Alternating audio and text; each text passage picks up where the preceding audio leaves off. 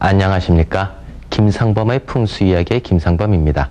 지난 시간에는 사찰 풍수의 마지막 시간으로 통도사, 극락암, 송강사에 대해서 알아보는 시간을 가졌었습니다. 오늘은 마을 풍수의 첫 시간으로서 민속마을 중에 제일 널리 알려진 안동의 하회마을에 대해서 알아보도록 하겠습니다.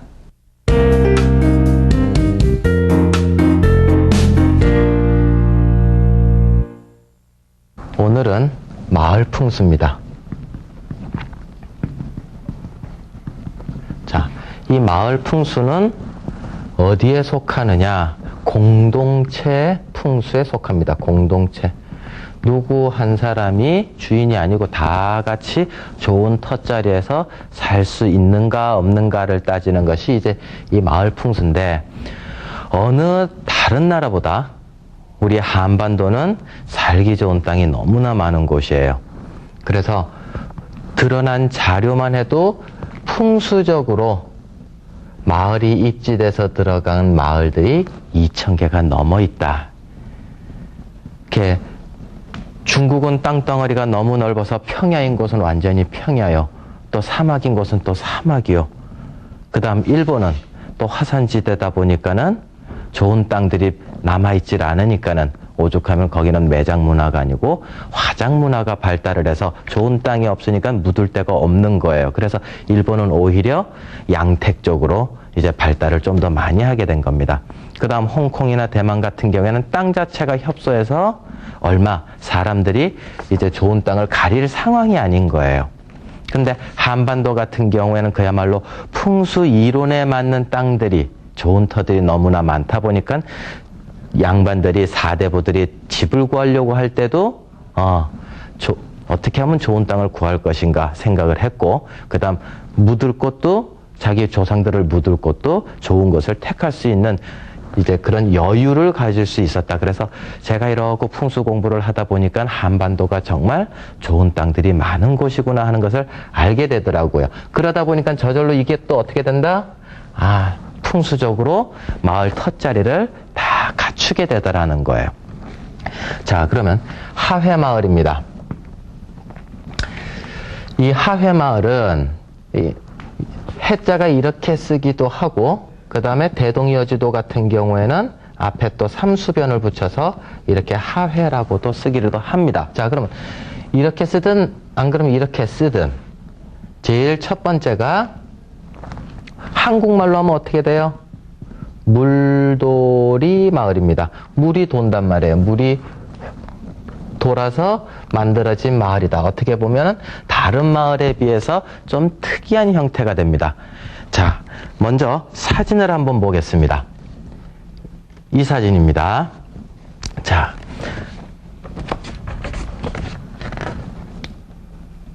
이 가운데가 이제 하회마을이에요. 그리고 낙동강이 여기서 이렇게 돌아서 S자로 돌면서 쭉 빠져나가고 있어요.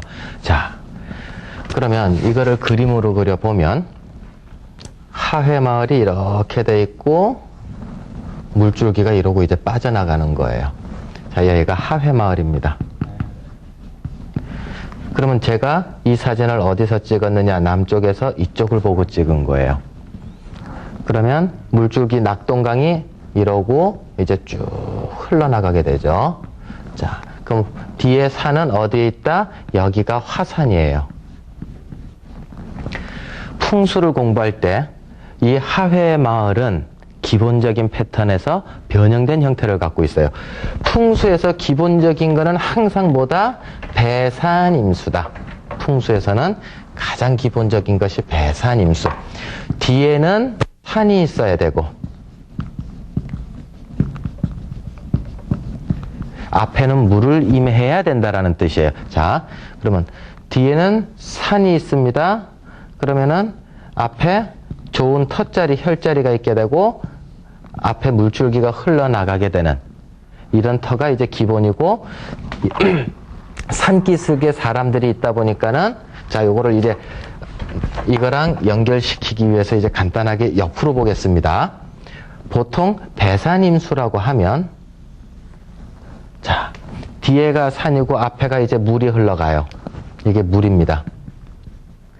그러면 배산, 임수 뒤에는 산이 있어야 되니까는 집들이 이쪽에 있게 되고 그 다음 들판이 여기서 이제 먹고 살 것들, 농사도 짓고 하는 것들이 이쪽에 오게 돼요. 그리고 물이 이쪽에 있게 됩니다. 근데 하회마을 같은 경우에는 뒷산이 쭉 있는데 물길이 여기 있어요. 이게 이제 낙동강이 흐르는 거예요. 이거 낙동강이. 그러면 일반적으로 여기에 집이 있는 게 아니고 하회마을은 집이 이쪽으로 온 거예요. 집이 이쪽으로 오고 이 가운데가 들판이 돼서 이제 여기서 곡식도 조금 키우고 그런 변형된 형태를 갖고 있어요. 근데 이것이 하회마을의 또 다른 특징이 되는 거예요. 자, 보십시오.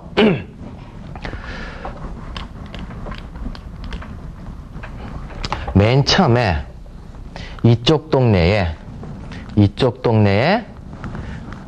하회마을 만들어지기 전에 마을이 하나 자그마한 마을이 생겼는데 여기서는 이제 그저 그런 마을들 주민들만 또 살게 되었고 두 번째로 들어온 또 사람들이 또 이쪽에 살게 됐어요. 이쪽에서 살았는데도 뭐 그저 그렇게 살고 있다가 큰 좋은 일이 안 일어났다는 거죠. 세 번째로 하회마을이라고 지금 우리가 이야기하는 하회마을 이 센터 부분에 이제 풍산류씨가 들어오게 돼요. 그래서 풍산류씨가 여기 지점에 들어와 가지고 이제 좋은 일들이 막 생긴 거예요. 자, 뒷산은 여기 있습니다. 그리고 이쪽이 들판 쪽이 있게 되고 이쪽이 이제 땅이 되는 거예요. 사람들이 거주하게 되는 거예요. 자, 다시 한번 보겠습니다. 자, 이쪽이 화산이 이쪽에 있어요. 그리고 가운데 이쪽에 들판이 있게 되고 그 다음 앞쪽으로 와가지고 이제 마을들이 있게 되는데 자, 그럼 이 원인은 뭐다? 산기운보다 물기운, 낙동강의 물줄기가 굽이굽이 흘러가는 것이 보기가 좋아서 물줄기 중에 공류수가 좋다 그랬습니다. 그래서 물줄기의 기운을 좀 더 잘 받기 위해서 앞으로 나와서 여기서 이제 좋은 일들이 생겼다고 보는 거예요. 자, 그러면 다음 사진을 보게 되면 이제 한눈에 이 산줄기 기운들은 어떻게 만들어져 있나 한번 간단하게 살펴보겠습니다. 이쪽에 있는 산이 이제 학가산이라는 산이에요. 학가산이 이제 산줄기가 한 줄기 뻗어 내려와 가지고 이쪽으로 와 가지고 이쪽 저수지를 돌아서 그 다음 이쪽 길로 와서 이게 이제 화산입니다. 그 화산에서 그 다음 이 하회마을로 들어오게 되는 거예요. 그래서 저 뒤에 이걸 세산, 세력을 주는 파워 있는 산 세산, 그 다음 이 뒤에 있는 산을 화산을 형산, 그 다음 안동 하회마을 자리가 혈, 그래서 세형혈 구조를 갖고서 안동 하회마을이 이제 이루어진 거예요. 자, 다음 사진을 보겠습니다. 이제 등고선 지도로 본 겁니다. 하회마을이 어디냐면 이 부분이 이제 하회마을이에요. 빨간색들 이제 문화재들이 있다라고 표시해 놓은 거. 자, 그러면 파란색이 이제 낙동강 물줄기인데, 자, 여기 파란색, 여기서부터 이제 나오기 시작을 해가지고 물이 굽이 돌면서 여기서부터는 S자로 들면서 이제 돌아나가게 되는 거예요. 이 부분이 이제 하회마을이 됩니다. 빨간색들이 많이 써있죠? 몇 개 써있는 거요. 그 부분이 이제 요 하회마을 부분에 속하게 된다. 자, 다시 한번 이 전경을 보게 되면 여기에서 이제 세산, 형산, 혈자리를 찾았으면 그 다음엔 또 뭘로 찾아 들어가면 됩니까? 태식익육으로 이제 찾아 들어가면 되는데 하회마을 같은 경우에 태식이 오다가 이 가운데 부분, 자, 조금 더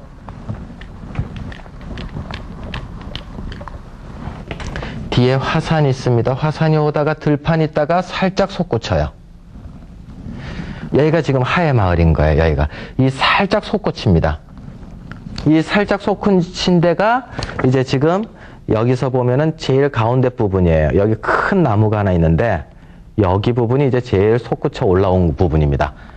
그러면 근데 우리가 자세히 이제 안동 하회마을을 제 이거 풍수적인 관점이 아니고 그냥 다니면 어디가 높은지를 잘 모르죠. 그냥 대충 평지다. 그렇게 높지도 않고 낮지도 않고 평지를 우리는 관광하다 온단 말입니다. 근데 이제 요렇게 이제 이야기를 듣고 가서 보시면은 구릉이 요렇게 나지막하게 돼 있구나. 이제 이걸 느끼실 수가 있는 거예요. 자, 그럼 이 부분에 가운데 센터 있는 부분에 한번 잉을 찾아 들어가 보겠습니다. 자, 좀 더 가까이 가 봅니다. 여기에 이제 또 나무숲 하나 좋은 것이 있어요. 큰 나무가 하나 있는데 여기에 어떤 나무가 있느냐 하면 삼신당이라고 하는 나무가 큰 나무가 있어요. 옆에 이제 사람이 한 분 보이시죠? 그리고 이 정도 두께로 큰 나무가 하나 있습니다. 이것이 여기에 삼신당이 있는 나무가 안동 하회마을의 잉이에요. 그래서 여기에서 자, 여기 가운데 이제 보겠습니다. 요 부분에서 이제 잉이 딱 있는 거예요. 자, 그럼 잉이 딱 있습니다. 그러면은 이 집은 어떻게 될까? 여기가 제일 높은 지역이에요. 여기가 제일 높은 지역입니다. 그러면 이쪽에 만들어진 집은 배산임수 원칙에 의해서 뒤에는 그래도 산이어야 되고 앞에는 물을 임해야 된다. 뒤쪽은 높아야 되고 앞쪽으로는 낮아야 된다. 여기 있는 집은 어디로 향했을까요? 자, 색깔로 좀 바꿔볼게요.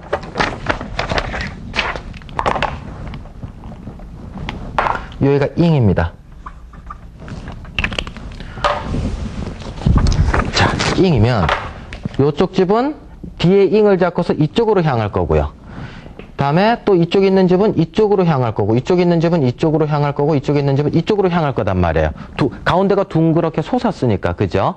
그래서 안동 하회마을 같은 경우에는 집 건물 자향이 남향이다, 동향이다가 이렇게 일률적으로 되어 있는 것이 아니고 요 잉 때문에 동서남북으로 자향들이 집들이 다 방향을 다르게 하고 앉았어요. 그것이 자연경관을 보기 위해서가 아니고 바깥의 자연경관을 보기 위해서라는 뜻이 아니고 요 잉의 기운을 받기 위해서 뒤로 잉의 기운을 받고 앞쪽으로 향하다 보니까 집들이 이제 다 바깥을 향하게 되는 겁니다.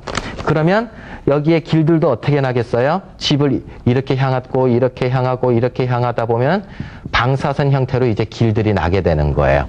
그래서 안동 하회마을을 가면은 길들이 꾸불꾸불 하게 된 이유가 이 가운데 잉 때문에 그런 일들이 벌어지게 된다. 자, 그러면 이거를 형국론으로 보자면 이제 잉은 형세론 이야기였고요. 형국론으로 보자면 높은 산에서 화산에서 가까운 데로 나지막하게 뭐 하나가 떨어져 있는 듯하다. 이것이 뭐라고 보면 된다? 화산인데 나지막하게 살짝 떠 있는 것. 크게 떨어져 있는 것도 아니고 나지막하게 떨어져 있으면서 물길 가운데 이렇게 떠 있는 것과 같은 느낌이다. 낙동강이 이렇게 돌고 있거든요. 그래서 물길 위에 떠 있는 것과 같다 해서 이 형국은 연화부수형이 됩니다. 연꽃이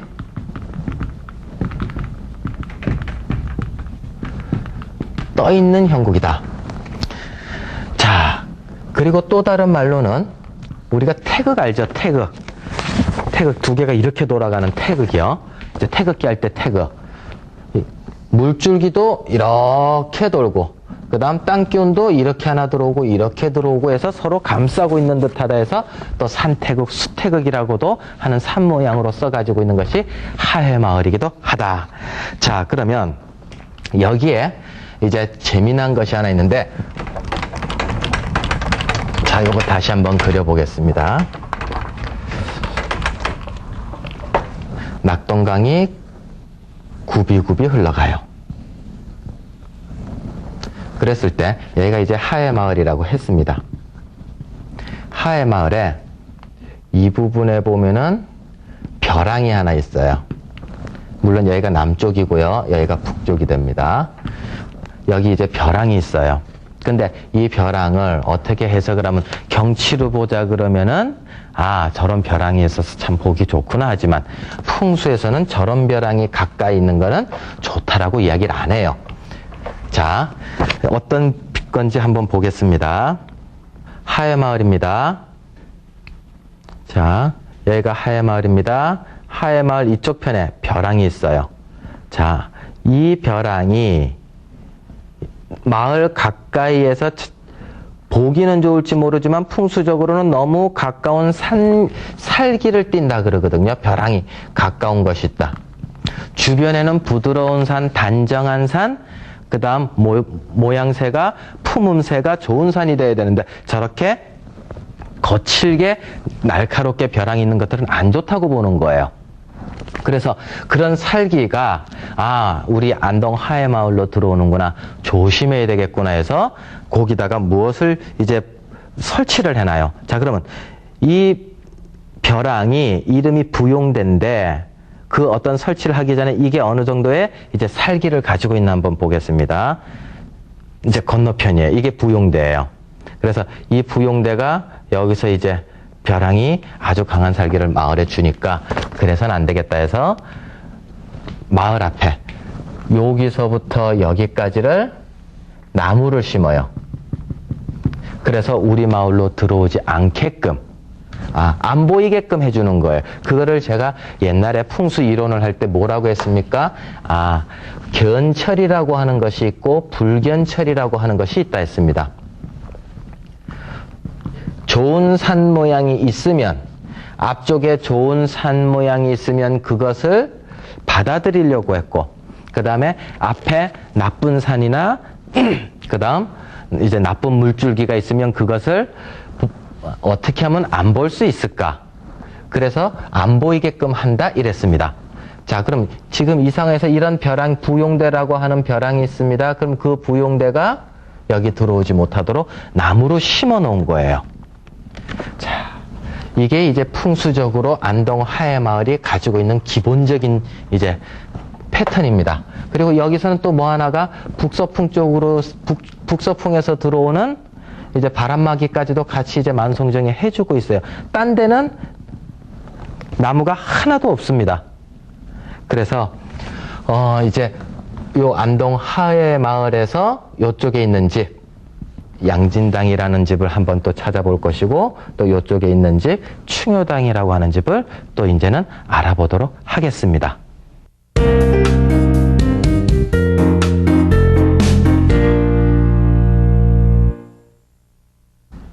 여기 안동 하회마을에 풍산류씨가 이제 들어와서 동성마을을 이루게 되는데, 자, 여기에서 제일 유명한 건물이 이제 양진당, 충효당이라고 하는 건물이에요.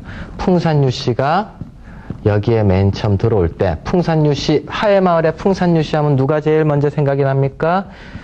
임진왜란 때 선조 임금을 모시고 영의정까지 올랐던 유성룡이죠. 그 다음 그 유성룡의 6대 할아버지가 있고요. 그 위에 또 8대 할아버지가 있어요.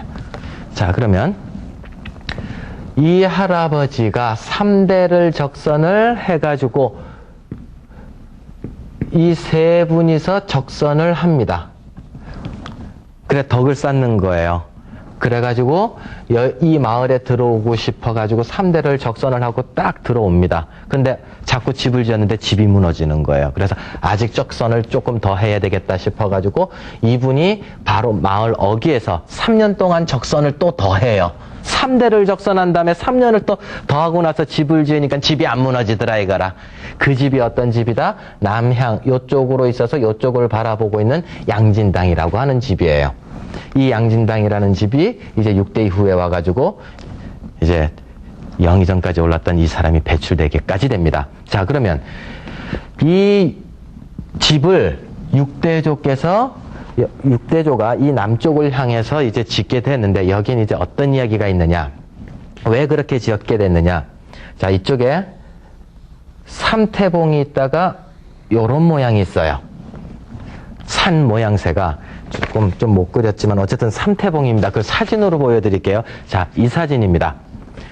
남쪽에서 보는 사진이니까 요거랑 지금 그림은 좀 배치가 다르죠. 반대로 돼 있는 상황입니다. 자, 여기가 삼태봉이에요. 봉우리가 하나, 봉우리가 둘, 봉우리가 셋. 칠판에서 이야기한 게 요게 이제 삼태봉 요 세 개입니다. 그리고 그 삼태봉에 연결이 돼가지고 이쪽으로 쭉 간 게 여기에 볼록 하나 솟아있는 거. 사진에서 보면. 자, 삼태봉 다시 한번 이쪽에 삼태봉 하나, 삼태봉 둘, 삼태봉 셋이 쭉 오다가 여기서 한번 솟아요. 이 봉우리입니다.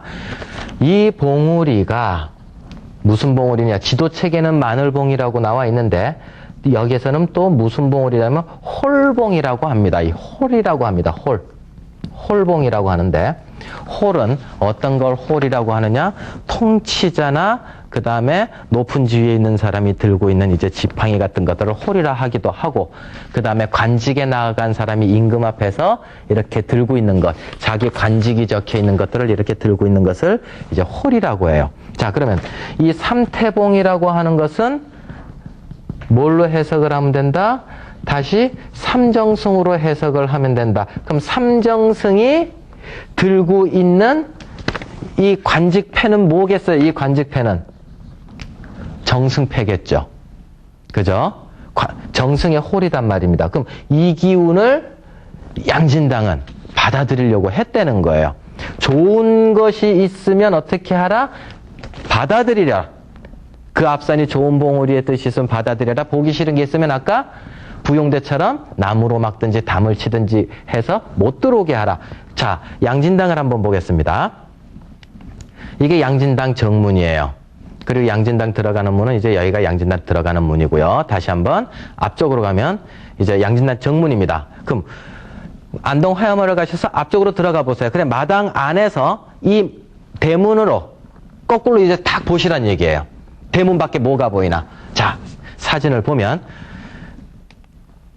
대문을 끽 하고 열면 바로 그냥 뭐가 보입니까? 이 홀봉이 보이는 거예요. 그럼 이게 무슨 뜻이에요? 대문으로 영의정, 자의정, 우의정 그 벼슬이 들어오너라예요. 저걸 보고 그대로 이 육대조께서 그 대문을 향해 버린 거예요. 뭐 패철자향론 이런 거 이전에 나침판을 가지고 어디가 좀 더 좋은 방향인가를 따지기 전에 바로 좋은 산이 있으면 그걸 바로 받아들이려고 했다는 거. 그것이 이 양진당의 아주 묘미입니다. 자, 그러면 이건 이제 대문으로 본 거죠. 혹시나 시간 나실 때 이쪽으로 올라가가지고 요 현판 밑에서 한번 보십시오. 요 입자 밑에입니다. 이반고택이라고 하는 집 이름인데 이반고택 요 바로 밑에서 키가 한 1m, 한 80 되시는 분은 뒤꿈치 안 들어도 되고요. 1m 70 이하로 이제 여자분들 같은 경우에 뒤꿈치 조금 들으셔야 돼요. 그래가지고 앞에 대문 쪽을 다시 한번 보면 지붕 위에 딱 마늘봉이 요러고 딱 걸려요. 정중앙에 딱 걸립니다. 그래서 저 기운을 대문으로 빨아당기려고 했다. 그것이 양진당의 키포인트예요. 자, 그 다음 이제 그 옆에 요쪽에 있으면서 이제 서향을 바라본 충효당을 한번 보겠습니다. 충효당은 서해 유성룡이가 이제 지은 집이에요. 근데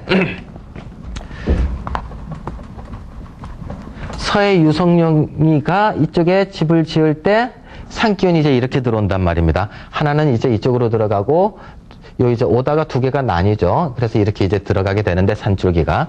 그래서 뒤쪽에서 이렇게 들어오다 보니까 잉이 이쪽에 있는 거예요. 잉이 이쪽에 있다 보니까는 향을 어디로 향했다? 배산임수 원칙에 의해서 이제 서쪽을 향하게 됩니다. 자, 그러면 서해 유성룡을 보면 자, 충효당을 보겠습니다. 이게 이제 충효당입니다. 정문이죠. 자, 정문을 이제 딱 보면 이제 옆면을 보겠습니다.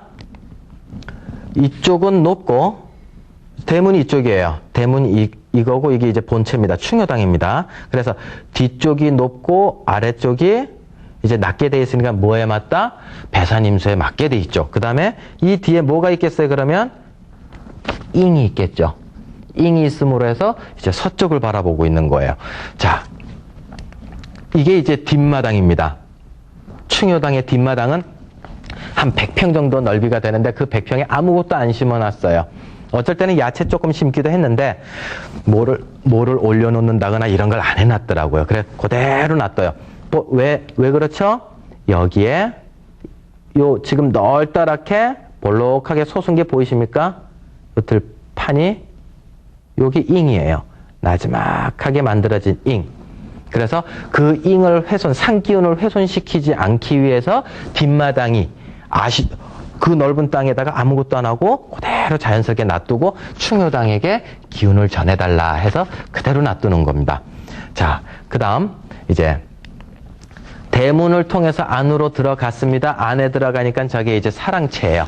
자, 충효당 같은 경우에는 이제 행랑채가 이쪽에 있고 이쪽에 이제 대문이 있고